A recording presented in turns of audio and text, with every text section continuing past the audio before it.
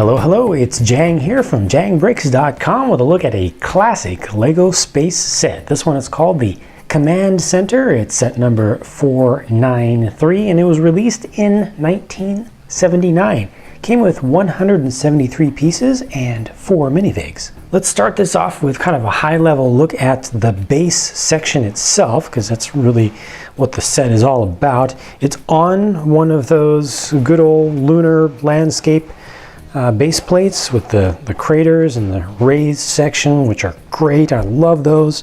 And being one of the larger things that put it at a higher price point, came in a larger box and everything. So this was a pretty fancy set for its day.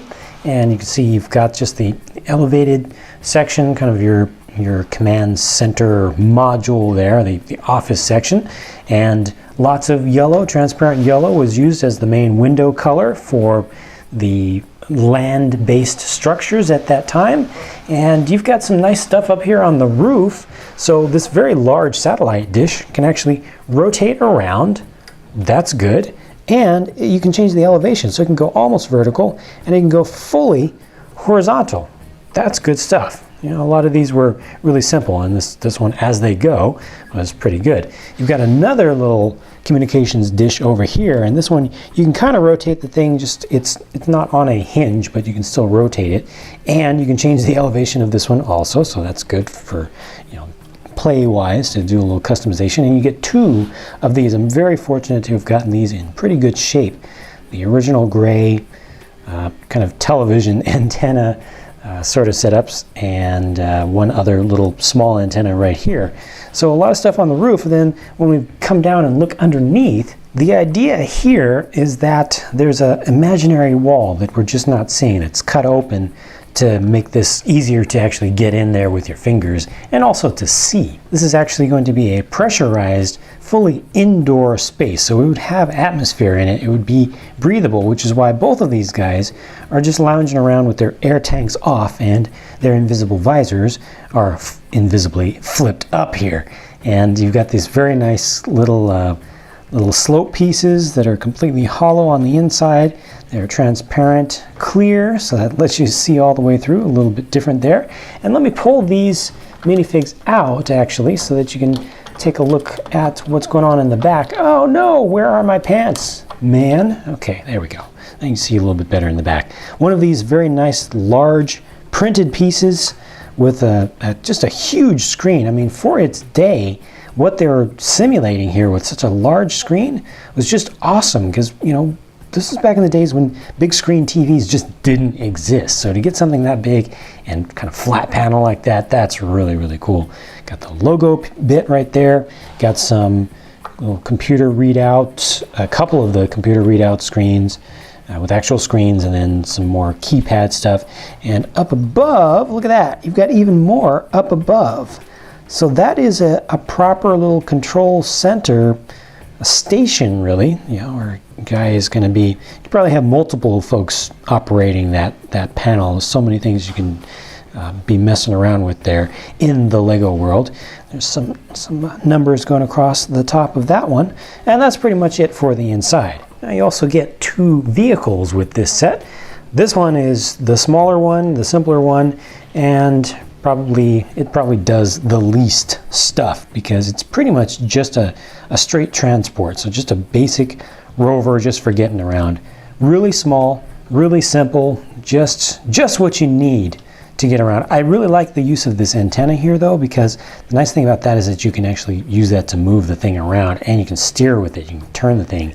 Then you get this larger rover, which is it's 1 stud longer in the middle. The other one had 2 studs right here. This one has 3 in the middle. Same basic design for the chassis, the main platform. A guy, again, with the requisite walkie-talkie radio set. But what's special about this one is not just the stuff on the back, but you can actually use that. The idea here is that's some sort of measuring device or some sort of sensor scanner. The guy gets back here and he operates this thing. You could look at it as being a camera.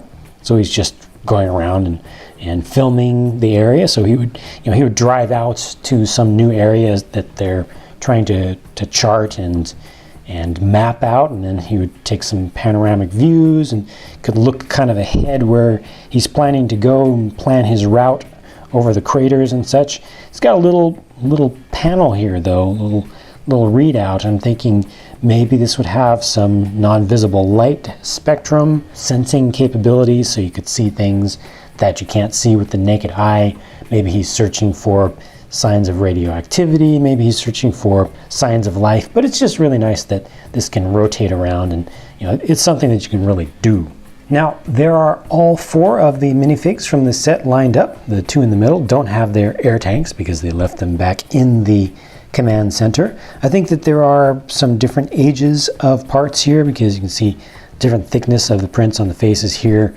That one's the most thin. I think this is probably the oldest one here, although it's kind of a toss-up between these two. I think this is the oldest torso that I have here, and they have slightly different molds to the legs, and that's just going to happen when you're dealing with these old sets. Oftentimes, or most of the time, people don't keep them together and they'll mix and match from different sets from different ages, but at least they do all have the correct original style of helmets, which are just completely round in cross section. As you look at them from the top, completely round.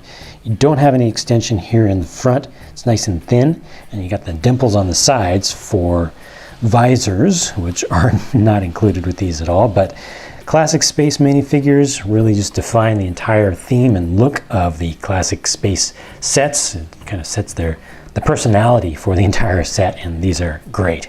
Cool set, great nostalgia value. But, as these classic space sets go, I think the playability isn't all that great with this one.